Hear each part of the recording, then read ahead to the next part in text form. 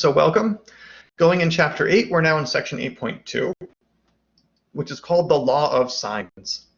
Very important topic. The Law of Sines, we'll learn it in a second, but what you can do is you can solve triangles. Remember, this just means find all angles and side lengths. Okay. These are not going to be right triangles. Now, if you remember back in geometry, there were certain types of triangle congruence. For example, if I have a triangle here and I have a triangle here, and I say this angle is the same as this one, this angle is the same as this one, and this side length is the same as this side length, then what I have is angle, angle, side, side, angle, angle. By angle, side, angle, these are congruent triangles. Okay. So that's what the lettering up at top means. If you have an angle and a side and an angle in that particular order, you can actually determine everything there is to know about the triangle. Anytime you have a triangle congruence, what that's really saying is if you have that information, everything else is already determined. There is only one triangle that has this angle, side, angle in that particular order. Side, angle, angle is also congruence. The reason being, if I know these two angles and this side, so in order I have an angle and then an angle and a side. Well, since all three angles must add up to pi in radians, or 180 degrees, I can immediately find this angle, and then I have angle, side, angle. Okay. Side, side angle is not a triangle congruence. So back when I took high school geometry, we called this angle, side, side, and then you could remember that it's not a triangle congruence. And here's why. Okay, so suppose I have this angle, A, and I have this side, S1, and then I have this side, S2. I'm going to draw another triangle that has the same angle A, the same length S1, and the same length S2. Just by sort of swinging this around and rotating it like it's on a hinge, I can get two different triangles that have the same angle, side, side. So this is going to be a little tricky because this is not a congruence. What this means is there maybe is one answer, there's maybe two, and there might actually be none. So side, side angle is going to be tricky. However, side angle, angle, angle, side angle, this will be pretty straightforward. So we'll get right to that. Okay. So solving a triangle, this is really just saying solving a triangle means find all the angles and all the sides. It's a bunch of texts to get across that amount of information. Whatever. Okay. So there are various cases of what information you might know. Basically, a triangle has three angles and three sides. And remember, we put the lowercase letter across from the uppercase letter. So we might know three of these.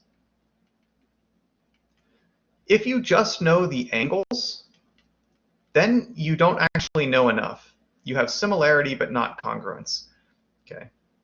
Because if you take that triangle with these three angles and just make it bigger, all the angles are same, but all the lengths are different, which means there can't possibly be a way to solve it. So if you just have three angles, it is not possible to solve a triangle. If you have three sides, that is a congruence. Side, side, side is a triangle congruence. So this is a triangle that we should be able to solve. If we know three triangles, three side lengths, we should be able to fill in all of the angles. What if you know two angles and one side? Well, since you know two angles, you can immediately find the third. So that's really angle, side, angle, and we'll get right to that. If you know two sides and one angle, this is a congruence, which means it'll work nicely. This isn't a congruence, which means we have to be careful. So the law of sines is this section, deals with case 1 or 2. The law of cosines, which is what we'll get to in the next section, deals with case 3 and 4.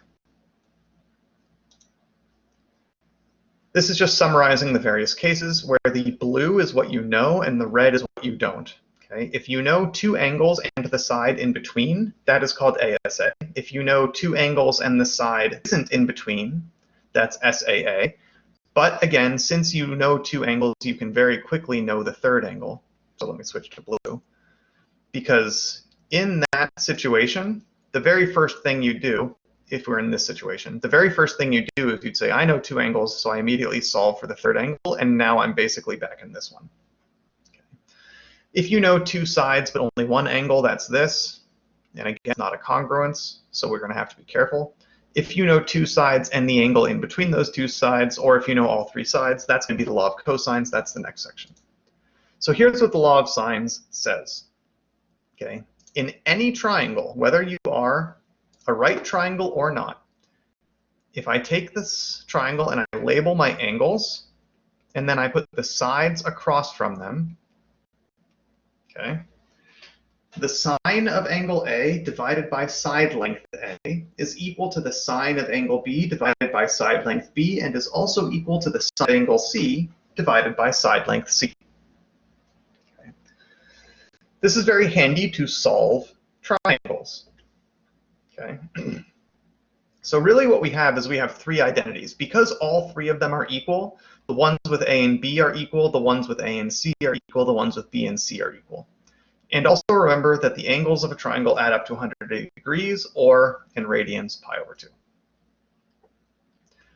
Solve the following triangle. First, identify what information you're given. Two angles, one side.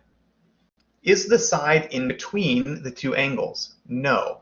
In between angles A and B would have been side C.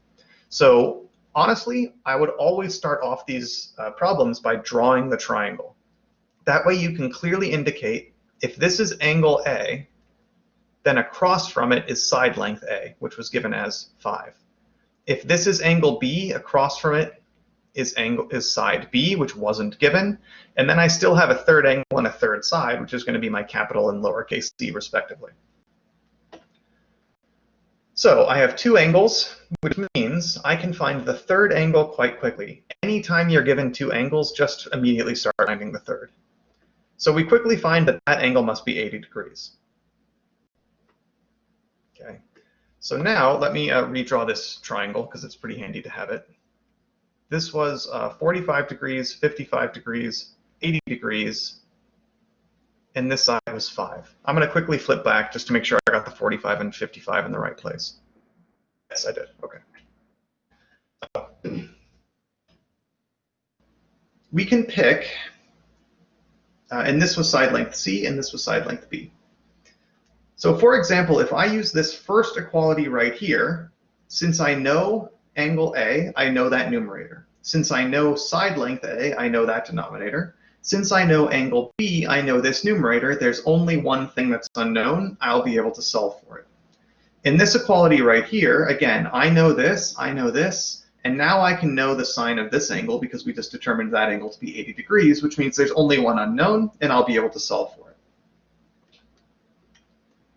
So let me clear my marks out. Okay, I don't want to get rid of that picture, though, because I think the picture is quite helpful to have. So we're just plugging in the things we know. So for the left, we have the sine of 45 degrees over 5 is equal to the sine of 55 degrees over the unknown side length. I'm just putting a division here to make clear it's two separate things of work we're doing. And then the other pair is 80 degrees over C, the unknown length of C.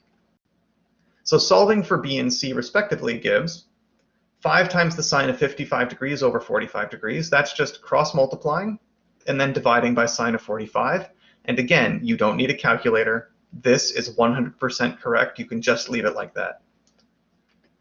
You can also get that C, now I will get rid of my calculator just for my triangle, just for convenience. So again, this is 100% correct, and so is this. Okay. If you want to approximate them, by all means go ahead. I'll be honest, when this is on an exam, and the final exam always, not exaggerating, always has solved the triangle problems, several of them, and if I see this, I immediately know it's correct. If I see this, I have to pull out a calculator and check. Okay. But we have found the missing side lengths, and there we have it. So let's solve another triangle. So step 1, draw a triangle. Remember to label sides across from angles of the same letter. Observe that we are given two angles, which means you can find the third right away, and then use the law of sines to complete everything else. So pause here and try to work it out, and then come back and check what you got.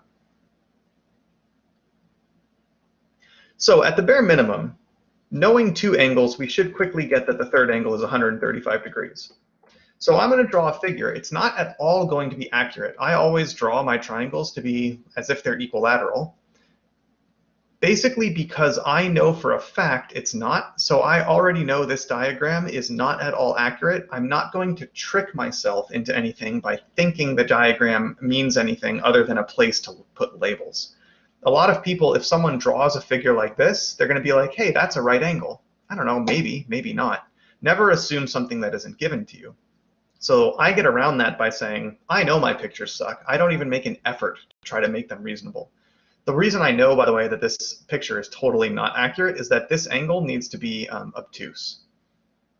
And these angles are both pretty small, and I didn't try to draw that at all. But that's fine, okay? I'm not making any claims that my drawing is accurate. But now we know some stuff. For example, this angle here is just 20 degrees. This angle is a nice, hefty, chunky 135. This angle here is just 25 degrees. We were also given that this side length is 4. So now we can start setting up laws of sines and cosines. So for example, sine A over A equals sine C over C. The only thing missing in this was C, etc. Oh, sorry, I guess we knew C. The only thing missing was A. And then this one over here, the only thing missing is B. So I would, at this point, just cross multiply and divide and just say A is 4 times the sine of 20 degrees over the sine of 135 degrees, and stop right there. And I'd say B is 4 times the sine of 25 degrees over the sine of 135 degrees, and just stop right there. Those would be completely correct on exams. And again, the decimal approximation with no work is not going to get credit. So since you have to show work to this point anyway, you may as well just stop once you've gotten all the credit. You can round them off if you want by punching them into a calculator. That is totally optional. It can be kind of helpful, I'll give it that. So if you had done something like you accidentally put not the sine of 135 degrees, but you said the sine of 235 degrees, because you just made a typo. Looking on the page, you might not notice that doesn't make any sense. The reason this doesn't make any sense is that this is actually a quadrant 3 angle, which is going to make the sine negative, and then you're going to get a negative number for the length of a triangle. That's not right. If you punch this into a calculator, it would give you a negative number, and then you might spot that, oh, that doesn't make any sense. So I'm not saying calculator approximations are useless, just they're not really what you should always be aiming for. They're not required. Okay? But if they help you catch mistakes, that makes them very useful. Anyway, we have solved for our missing sides. So now we have all 3 sides and all 3 angles. The triangle is solved.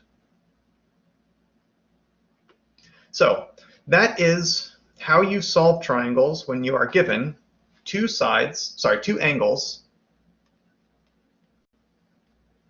and 1 side. Immediately get the third angle. So now I have 3 angles and 1 side.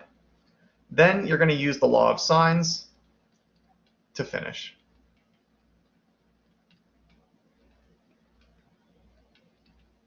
So 2 angles and 1 side could either be the side is in between the angles or it isn't.